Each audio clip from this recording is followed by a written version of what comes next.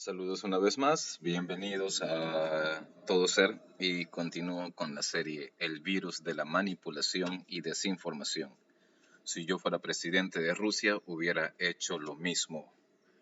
Seguimos avanzando en el tiempo y ahora nos toca ver la OTAN. El organismo que ahora conocemos como Organización del Tratado del Atlántico Norte, OTAN, la alianza estratégica militar más importante del mundo, tuvo sus inicios en el mismo contexto que la Carta de los Derechos Humanos. Concretamente, la creación de la OTAN se remonta a abril del año 1949, cuando las políticas mundiales con salida a la región norte del Océano Atlántico y otros socios estratégicos, sobre todo en Europa y Norteamérica, tomaron la determinación de unirse para crear una estrategia de defensa colectiva. Tras el final de la Segunda Guerra Mundial, las principales potencias buscaban mecanismos para garantizar que los conflictos globales desatados en la primera mitad del siglo XX no se repitieran. Uno de ellos fue la Declaración de los Derechos Humanos, que vio luz en diciembre de 1948 en París. Sin embargo, si bien esta declaración fue un paso importante para la reconciliación de las naciones, no suponía una garantía en sí misma de que tales hechos no se repetirían, sobre todo porque las hostilidades entre las dos grandes potencias de ese momento, la Unión Soviética y Estados Unidos, eran cada vez más explícitas. Los países del bloque occidental veían con gran preocupación los planes expansionistas de la URSS, de la Unión de Repúblicas Socialistas Soviéticas, que defendía un modelo económico, político y social que se encontraba en las antípodas del sistema capitalista, el comunismo. Para dejar clara su posición y blindarse ante posibles ataques militares, los aliados de Estados Unidos decidieron finalmente suscribir en abril de 1949 el tratado con el que se oficializaba la creación de la OTAN. Los países firmantes de ese primer tratado fueron Estados Unidos, Bélgica, Canadá, Dinamarca, Francia, Islandia, Luxemburgo, Italia, Noruega, Países Bajos y Reino Unido. Bueno, siguiendo en el tiempo, vemos la aparición de Gorbachev. Los acuerdos de Baker-Gorbachev, entre Baker y Gorbachev, ese era entre el entonces secretario de los Estados Unidos, James Baker, y el secretario general del Partido Comunista de la Unión Soviética, Mikhail Gorbachev, fueron unos compromisos alcanzados en febrero de 1990 por dichos países en el contexto de la reunificación alemana, según los cuales una Alemania unificada podría entrar en la OTAN, pero ésta no se expandiría a ningún país más del bloque del Este. La existencia de este pacto siempre fue defendida por Gorbachev en numerosas ocasiones, así como por diversos historiadores como la experta en posguerra fría, en la Guerra Fría, después Mary Elisa Rote, existiendo debate entre que fueran unos acuerdos, aquí vienen las excusas, en que hay un debate entre que fueran unos acuerdos escritos o simplemente verbales. Varias transcripciones del Departamento de Estado de los Estados Unidos respaldan la versión de las promesas de no expansión de la OTAN, así como documentos revelados por Der Spiegel. ¿Ok? Pero bueno, ahora siempre pueden sacar algo que a alguien les pueda convenir, ¿no?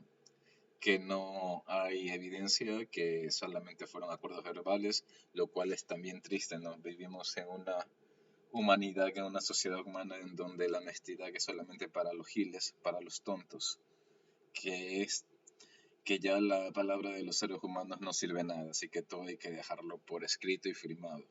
Porque si dices algo hoy, o si alguien dice algo hoy, o si dices algo hoy, y si no te conviene mañana, lo niegas. Entonces, Pero aquí se supone o dice de que sí hay respaldo de las promesas de una expansión de la OTAN. Ok, luego aparece el Tratado 2+4, que va casi ahí cerca. El Tratado 2+4, también llamado Tratado sobre el Acuerdo Final con respecto a Alemania, fue un acuerdo firmado en 1990 también entre la República Federal de Alemania, el RFA, con la República Democrática Alemana y las cuatro potencias que controlaban las zonas de ocupación aliada en Alemania tras el fin de la Segunda Guerra Mundial en Europa, que eran Francia, el Reino Unido, los Estados Unidos y la Unión Soviética. El tratado allanó el camino para la reunificación alemana y fue firmado en Moscú el 12 de septiembre de 1990, después de meses de negociaciones entre las partes. El 1 de octubre de 1990, las cuatro potencias aliadas, mediante una declaración conjunta emitida en Nueva York, renunciaron a sus derechos en relación con la ciudad de Berlín, devolviéndole así a Alemania su plena y entera soberanía. Entró en vigor el 15 de marzo de 1991, fecha del depósito de los últimos documentos de ratificación en una ceremonia oficial. Según el tratado, la Alemania reunificada podría pertenecer, si así lo deseare, a la OTAN, tal como se había acordado previamente en los acuerdos de Baker-Gorbachev. Además, las tropas soviéticas debían retirarse del este de Alemania antes del 31 de diciembre de 1994.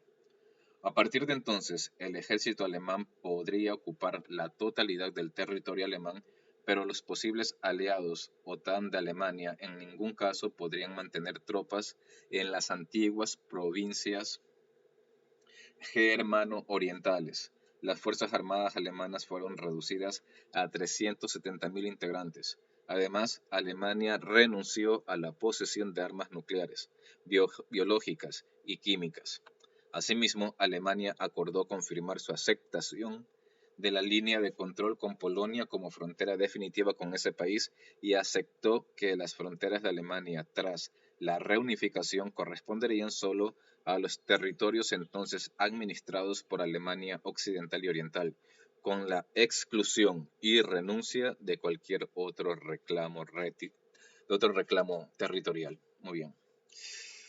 Bueno, aparte de duras protestas tanto por parte de los movimientos antiglobalización como de movimientos pacifistas que ven en la OTAN un sí a las estructuras bélicas internacionales, Mikhail Gorbachev, expresidente de la Unión Soviética, hizo pública su crítica a esta ampliación de la alianza. Alemania y Estados Unidos, entre otros, le habían prometido en 1990. Así Gorbachev, según informaciones de agencias, que después de la reunificación alemana, la OTAN no se ampliaría ni un centímetro más en dirección este. Él dijo así textualmente: los estadounidenses no han cumplido.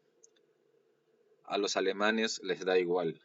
Quizá incluso se han frotado las manos por cuán bien se ha timado, se ha engañado a los rusos.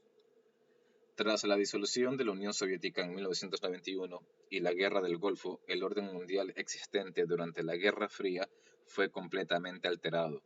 La OTAN acabó expandiéndose a 14 países del este: República Checa, Hungría y Polonia, Bulgaria, Estonia, Letonia, Lituania, Rumania, Eslovaquia y Eslovenia, Albania y Croacia, Montenegro, algunos de ellos siendo países fronterizos con Rusia.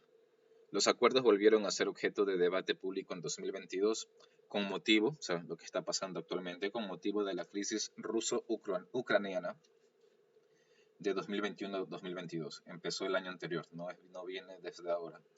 Incluso viene principalmente desde el 2014. Pero en fin, cuando aparece en el 2021 esta crisis, el presidente ruso Vladimir Putin exigió el cumplimiento de los acuerdos de 1990 y la prohibición legal de que Ucrania ingresase en la OTAN, a lo cual tanto Ucrania como la OTAN se negaron alegando que dichos acuerdos nunca han existido como compromiso legal. Y la crisis desembocó finalmente en la invasión rusa de Ucrania de 2022, es decir,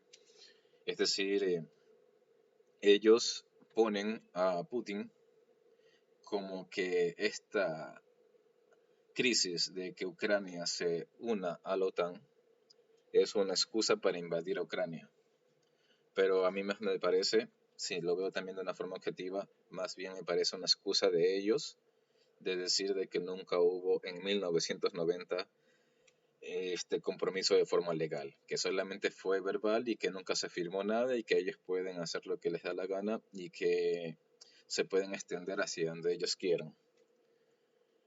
Lo cual a mí más me parece es una excusa de Estados Unidos. Estados Unidos, aún por más de que forma parte del Atlántico Norte, para mí, viéndolo así, me parece raro que sin formar parte del continente europeo esté ahí tan metido. Más bien, y es lo que se está viendo, siempre fue una estrategia de manipulación de Estados Unidos para poder frenar a la Unión Soviética, ahora la actual Rusia. Porque al final parece que los que van a ser perjudicados son todos los países de Europa, exceptuando Rusia. Y el beneficiado, por ese lado, de los que pertenecen a la OTAN, va a ser solamente Estados Unidos. Asimismo, es eso, como Estados Unidos, que no forma parte de ese continente, está metido en esa colada. Y es simplemente como para él poder sacar ventaja. Su principal oponente, su principal enemigo es Rusia, y entonces manipula a los países que están ahí cerca de Europa. Es una excusa, porque en realidad a él qué tanto le puede interesar. Eso lo vamos a ver en los siguientes videos, qué ventaja saca también Estados Unidos de esto, ¿no? Ahí los giles son del resto de países de Europa. Muy bien, también por eso digo, si yo fuese presidente de Rusia hubiese hecho lo mismo. Se crea un organismo llamado la OTAN para frenar a Rusia, para estar en contra de Rusia. Y luego quieren que Ucrania forme parte de ese organismo. ¿Ya? También está sobre la mesa el hecho de que no tenían que expandirse hacia el este. Habían límites. Ahora dicen que esos límites no existen, que se pueden extender cuando ellos quieran. O sea, por lógica, pero la gente en este instante está nublada su lógica, su capacidad intelectual de analizar, porque le venden la idea de que Ucrania puede hacer lo que quieran, es un país libre y soberano. Pero por eso digo, si yo me pongo desde el lado de que soy el presidente de Rusia, ¿cómo voy a permitir que un organismo que se creó para darme la contra, para frenarme a mí, esté avanzando a mis fronteras? No tiene sentido. Y asimismo, ¿por qué hay, hay fuentes que Estados Unidos le da armamento, el resto de países europeos le da armamento, que Estados Unidos, estando en otro continente, le quiere dar misiles a Ucrania? ¿Cuál es el objetivo de eso? ¿Para qué lo necesita? O sea, necesitan que Ucrania forme parte de la OTAN, pero ¿cuál es el fin? Porque cada vez que alguien te quiera o les quiera hacer creer en algo, por lo general siempre tienen un fin oculto por el cual hacerles creer. Y eso es lo que deberían preguntarse. ¿Cuál es el fin oculto por el cual les quieren hacer creer todas esas cosas? Que ni siquiera a veces la sociedad humana se detiene a investigar o analizar por sí mismas. Entonces, bueno, para mí está claro. Yo también digo, si fuese presidente de Rusia, yo también hubiese hecho lo mismo. Lo ponen a Putin como que él es el que pone la excusa para invadir Ucrania. Pero algunos ya entendidos sobre la materia, tanto a nivel económico y militar, se van dando cuenta de que en realidad no hay en realidad una invasión de Rusia a Ucrania. Pero eso lo seguiremos viendo, analizando en los siguientes videos. Así que nos veremos en el siguiente video.